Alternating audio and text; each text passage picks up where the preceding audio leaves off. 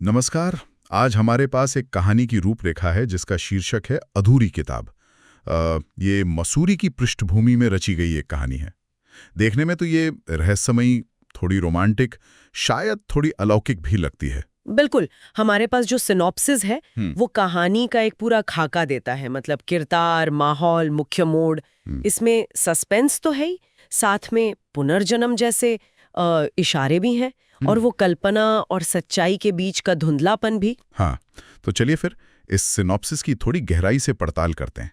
देखते हैं कि ये अधूरी कहानी अपने अंदर क्या राज छुपाए है। जरूर। तो कहानी की नायिका है काव्या शर्मा, एक नई लेखिका। हाँ, नवोदित लेखिका। वो अपनी पहली किताब पूरी करने के लिए दिल्ली की भागदौड़ छोड़कर मसूरी आती है, एक पुराने कॉटेज में जिसका नाम है गुलमोहर विला। और उसे लगता है कि वहाँ एकांत और शांति मिलेगी। लेकिन होता यह है कि शांति की तलाश उसे सीधे एक रहस्य के दरवाजे पर ले आती है। पहले ही दिन उसे एक पुरानी सी अलमारी मिलती है और उसमें एक डायरी। अच्छा। और उस डायरी के पहले पन्ने पर लिखा है, मेरी अधूरी कहानी। मेरी अधूरी कहानी, ये लाइन तो सीधे काव्या के अपने मकसद से जुड़ गई। वो खुद एक किताब पूरी करने आई है। बिल्कुल। ये फाउंड मैन्यूस्क्रिप्ट वाला आइडिया कहानी को फौरन एक रहस्यमयी मोड़ दे देता है। तो इस डायरी में क्या है? किसकी कहानी है ये? डायरी में आदित्य और माया की एक प्रेम कहानी है, पुरानी कहानी, कॉलेज के दिनों की। उनका प्यार और फिर माया का अचानक गायब हो जाना। गायब हो जाना? हाँ, डायरी में आदित्य का सालों का इंतजार दर्ज है, उसकी माया को खोजने की कोशिशें, सब कुछ। लेकिन कहानी एक बहुत ही नाटकीय मोड़ पर अधूरी छोड़ दी गई है। किस मोड़ पर? डायरी उस रात पर खत्म होती है जब माया को आखिरी बार गुलमोहर विला की छत पर देखा गया था। उसके बाद कुछ नहीं, डायरी खामोश है। और यही अधूरापन, यही सस्पेंस कहानी का हुक पॉइंट बन जाता है। समझ गया। तो काव्या, जो खुद एक लेखिका है, वो फैसला करती है कि वो इस कहानी को पूरा करेगी। हाँ, और यहीं से चीजें थोड़ी अजीब होनी शुरू होती हैं। जैसा कि सिनॉप्सिस में बताया गया है, उसे डायरी में लिखे दृश्य सपनों में दिखने लगते हैं। हाँ बिल्कुल। कहानी यहाँ थोड़ी अलौकिक दिशा में मुड़ जाती है। और सिर्फ सपने ही नहीं, बाहर की दुनिया में भी अजीब संकेत मिलते हैं। जैसे वो स्थानीय दुकानदार। हाँ, उसका क्या? वो काव्या को देखकर चौंक जाता है और पूछता है, आप ही वापस आ गई? अरे, ये तो महज इत्तेफाक नहीं लगता। बिल्कुल। जैसे काव्या का वहां होना कोई आम बात नहीं है, शायद पहले से तय था। ये वाकई दिलचस्पी जगाता है। क्या काव्या और माया के बीच कोई गहरा कनेक्शन है? शायद। मामला तब और पेचीदा हो जाता है जब एक रात डायरी के जो कोरे पन्ने थे, हाँ, उन पर रहस्यमयी शब्द उभर आते हैं। लिखा होता है, तुम क्यों लिख रही हो मेरी कहानी? ये मेरी नहीं, तुम्हारी है। बाप रे, ये मेरी नहीं तुम्हारी है। ये तो सीधा काव्या की पहचान पर ही सवाल उठा दिया। हाँ, जबरदस्त मोड़ है ये।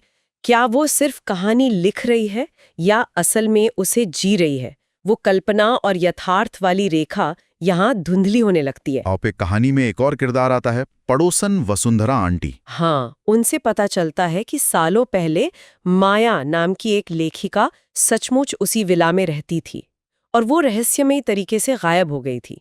पुलिस ने तो कहा कि आत्महत्या है। लेकिन लोगों को शक था कि यह हत्या भी हो सकती है। हाँ, सही बात है। तो कहानी में एक क्राइम एंगल भी आ गया। तो काव्या अब तहकीकात शुरू करती है। हाँ, वो सरकारी रिकॉर्ड्स खंगालती है। पता चलता है कि 1997 में माया अग्रवाल नाम की एक लेखिका ने ये विला किराए पर लिया था। मौत की रिपोर्ट में लिखा है, कूदकर आत्महत्या, पर शव कभी नहीं मिला। शव नहीं मिला। ये बात रहस्य को और गहरा कर देती है। और फिर सबसे चौंकाने वाली बात सामने आती है। क्या? रिकॉर्ड में माया की जो तस्वीर मिलती है वो हूबहू काव्या जैसी दिखती है। क्या बात कर रही हैं? बिल्कुल काव्या जैसी। ये तो पुनर्जन्म वाला एंगल आ गया। हाँ, या डोपलगैंगर कह लीजिए। ये क्लासिक ट्रोप जरूर है, पर यहाँ इसे सीधे कहानी के रहस्य से जोड़ा गया है। ये सिर्फ संयोग नहीं, बल्कि कहानी की पहेली का अहम हिस्सा बन जाता है। क्या काव्या ही माया है या बस उसकी अधूरी कहानी पूरी करने आई है? तो फिर अंत कैसे होता है? क्या काव्या को जवाब मिलता है? कहानी के क्लाइमैक्स में काव्या उसी रात उसी वक्त छत पर जाती है जिस वक्त डायरी के मुताबिक माया वहां गई थी। सिनॉप्सिस कहता है कि उसे एक परछाई सी महसूस होती है और एक फुसफुसाहट सुनाई देती है, आदित्य क्या तुम आए हो? तो क्या उसे आदित्य दिखता है या माया? नहीं, कोई दिखता नहीं, लेकिन फर्श पर खून जैसे रंग से कुछ लिखा मिलता है। क्या लिखा होता है? लिखा होता है, काव्या बराबर माया, कहानी अभी अधूरी है। काव्या बराबर माया, तो ये इशारा है हाँ, सीधा जवाब नहीं पर इशारा साफ है। काव्या समझ जाती है कि उसका यहाँ आना, डायरी मिलना, लिखना, ये सब माया की अधूरी कहानी को पूरा करने के लिए ही था। शायद वो उसका पुनर्जन्म है, या शायद सिर्फ एक जरिया। और फिर वो कहानी पूरी करती है, डायरी का अंत लिखती है। हाँ, वो डायरी का अंत लिखती है, लेकिन अंत ऐसा नहीं कि माया को आदित्य मिल गया, हाँ, बल्कि ऐसा अंत जिसमें माया को मुक्ति मिलती है, अपनी कहानी खुद खत्म करने की ताकत मिलती है। अच्छा। और जैसे ही वो लिखना खत्म करती है, सिनॉप्सिस के मुताबिक गुलमोहर के कुछ फूल खिड़की से अंदर आते हैं और एक आवाज सुनाई देती है, अब मैं आजाद हूँ। तो कहानी की किताब छप जाती है अधूरी किताब नाम से। दुनिया के लिए तो ये एक फिक्शन है। पर काव्या के लिए ये एक आत्मा की सच्चाई है, एक कहानी जो शायद खुद को पूरा करने के लिए दोबारा जी गई। ये एक दिलचस्प समापन है।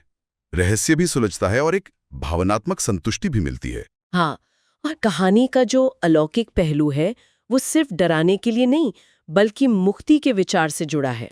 वाकई ये सिनॉप्सिस पढ़ने के बाद मन में ये सवाल जरूर आता है कि क्या सच में अधूरी इच्छाएं या अधूरी कहानियां वक्त के पार जाकर अपना अंत ढूंढती है।